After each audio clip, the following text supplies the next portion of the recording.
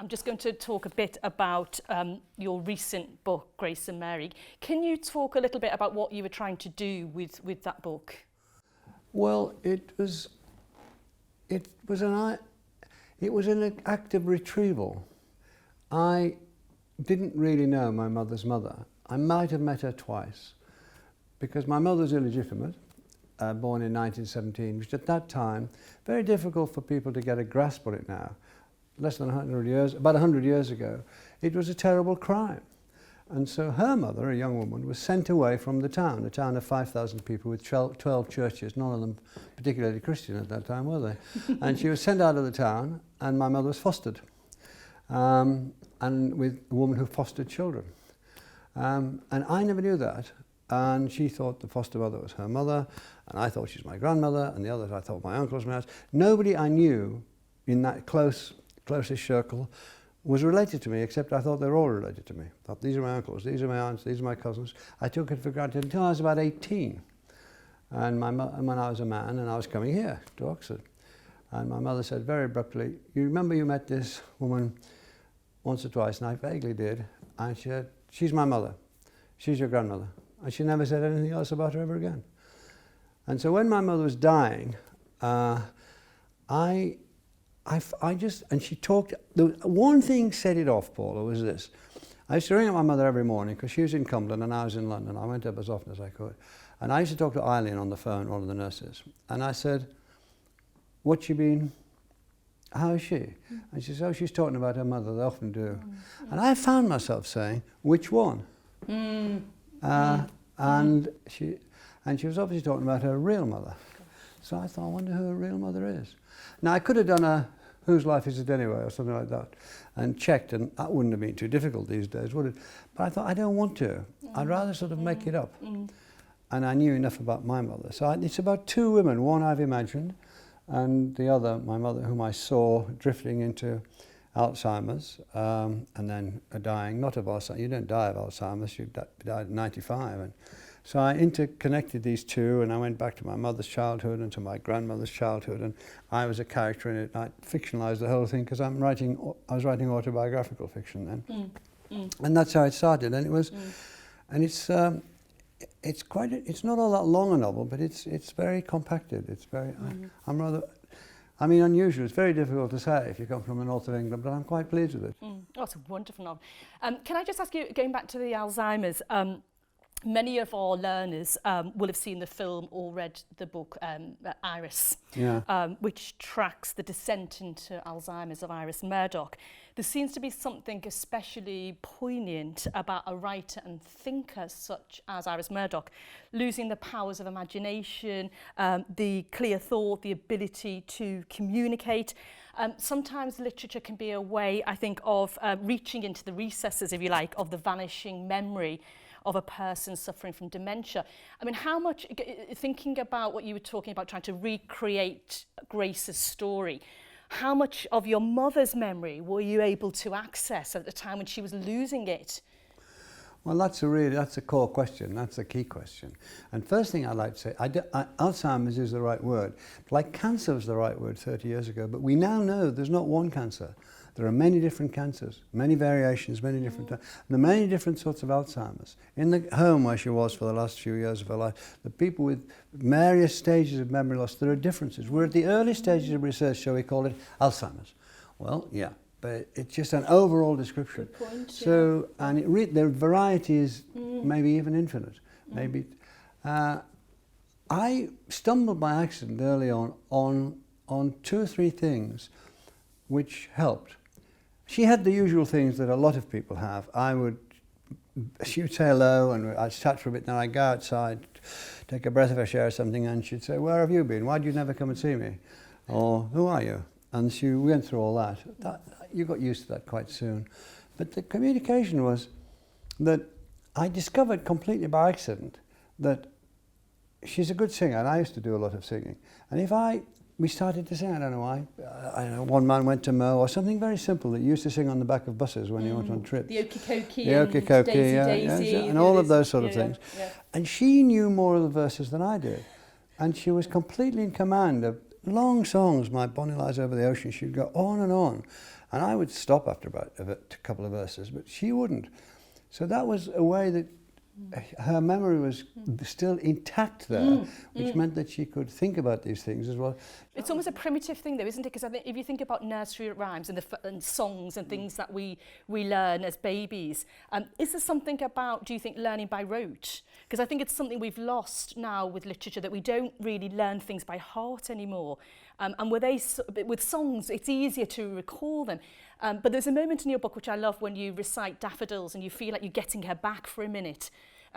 Did that happen? Yes, and she said we learned it at school, so she took it up and and quoted the rest of it. Yeah, that phrase, learning by heart. Yes. It is as though it's in your heart, isn't it? So even when everything else was slipping away from her, she remembered the songs. Yes, I think that's true, but I also think the singing. There's a very good book called The Singing Neanderthals, which talks about speech beginning with singing. And you can understand why, the distances. And when you talk at the lectures, you'll know all about this, if you turn it into a chant or something, it carries much further. And the idea of singing logs it. And we know about all our very early poets, Homer and that, they sung their poems, the early Irish poets, they sung their poems. Even Wordsworth talks about wanting to sing the poem. So singing resides there. So that was, and I did think that was a healing thing. And the second thing was photographs. There was a book of photographs, but a book of photographs she was brought up in this little town of Wigton. She was there all her life. And these photographs, collected. And when I got a copy of that and took them to her, it was as if, first of all, she couldn't believe that anybody could afford this because they were must be so expensive. It was a book that cost, I don't know, £4 or £3. But they were just completely alive to her. And she remembered, she looked at a photograph of the High Street, probably just a bit before her time, but every shop was there. She was recognising it, and it was like 3D, flooded. So those two things helped to connect. The songs and the photographs and then there would be flashes of real recollection. And we found that we homed in, she could remember quite clearly some things in the late 1940s, when she was, how was she, about 30, mid-30s. I could remember quite a bit about then, and I was somewhere between 7 and 10, and your memory is beginning to form. So we could talk about going to socials, that sort of thing, what happened, people in the town. We could talk about sort of points of contact. What do you think about the studies in Alzheimer's? You're right to pull me about Alzheimer's. It's a sort of umbrella term to cover lots of different, as you say, memory loss. But what do you think about the recent studies that suggested that reading poems can help with Alzheimer's or with well-being? And do you believe that? Absolutely. And I've seen the experiments that have been done in Liverpool by Davis. Phil Davis. Yes, and his wife. And curious enough, I saw some short films about them, and I went to talk to them at the British Library, and they were learning Daffodils, the Wordsworth poem Daffodils. And as the week went on and they met every day, they were learning more and more of it until they got the whole poem. And there's no doubt that was strengthening it. I'm clueless really about what to do about it, but it'll be cracked. It's just something that's come and taken everybody by surprise. Obviously it's a memory thing. We know, partly a memory thing. We know that our memories are fantastic, so maybe there's a way to get to the memory and strengthen it so that it won't weaken when it does weaken. But yes, I think it really does work. Jane Davis and Phil Davis are showing it really does work. Can I also ask you, dementia is a relatively recent formal diagnosis, so Dr. Alzheimer did his research in the early 1900s, but literature has a long history of exploring the effects of ageing, and I just want to talk a little bit about King Lear. I've been reading about a spectator who went to see Sir Ian McKellen in King Lear, and was incredibly moved by the performance because it reminded him of his father, and he was wondering whether Ian McKellen was in the early stages of Alzheimer's. And just said this wonderful thing. He says there were times after he turned over his kingdom to Regan and Goneril and been wandering about the land, depending on their hospitality, that he appeared to be suffering from the beginnings of Alzheimer's. I saw this with my father in his last years. McKellen even looked a bit like my dad, longish white hair, full white beard. And in the early days of the illness, Dad seemed lost and confused, but he was aware that it was happening and it made him angry and afraid. That's what McKellen was doing. His eyes changed from fierce and angry to afraid, to lost, to insane, to determined, and then through all those responses as fate buffeted him. Is there anything we can learn from Shakespeare about dementia and our approach and our views. Do you think Leah's suffering from early Alzheimer's? Without being silly about it, I think it's everything we can learn from Shakespeare. I think he's the greatest mind we'll ever know. I mean, everything's there. It's quite, yes, I think that's completely... Do you buy that theory of Leah being in there? Because I mean, what I was thinking about in relation to your absolutely wonderful book is anger.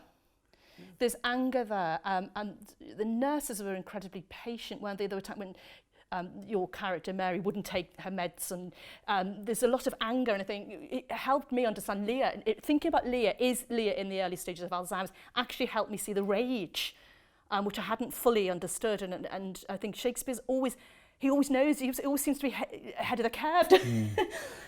I think if you look at Lear as a study in one form of dementia, you'll get an awful lot out of it, because he acts like somebody often moving from subject to subject, abruptly halting in the middle of a sentence, and that the next half sentence is not connected. So he's lost that thought, he starts on another thought. And the sudden bursts of anger, as you say, and the sudden decisions that have to be taken, and then the lapses. And the childlike, your mother at times, it's so poignant when she cries for her mother, but she's like a child, she shrinks, doesn't she? And you talk about her being like a child, and Leah is actually at his most vulnerable and beautiful when he's a child. It's a wholly Lear's, in many ways, there's many ways to look at Lear, as there are in all the great later complex characters of Shakespeare, but one is of a disintegrating mind. And the extraordinary thing about Shakespeare is that he's onto it. That is what is extraordinary. The leaps, the forgetfulness, the childishness, as you say, the sudden bursts of anger, the madness of what he does. I mean, I don't mean he's mad. I mean, how stupid of him to do it. He does it at the very beginning, but he does it. And then he instantly regrets it. And then he turns against obviously his most loyal daughter for no reason at all. Then he wants her back. That all over the place. We see that happening. But is this a really stupid question? Because what puzzles me about Lear is that he's 80. And I think of Shakespeare and people dying much younger. And I think one of the problems we have today is people live for longer. So we're dealing with lots of different... It isn't a problem for me. I'm quite enjoying it. But the sense of, so care homes, for instance, putting our parents into care homes and knowing that people now live into their 90s. So we're dealing with problems related to Alzheimer's because people just live longer. It's getting old, if you like. And here's Shakespeare, I'm so fascinated, writing about this man in his 80s at a time when probably not many people probably got to their 80s. And yet he seems to get, it's prescient, he's right on top of this. I mean, it's just... It's extraordinary, isn't it? That's why the quote that he's the greatest mind we shall ever know comes from an American scholar that Jonathan will be very familiar with, your husband.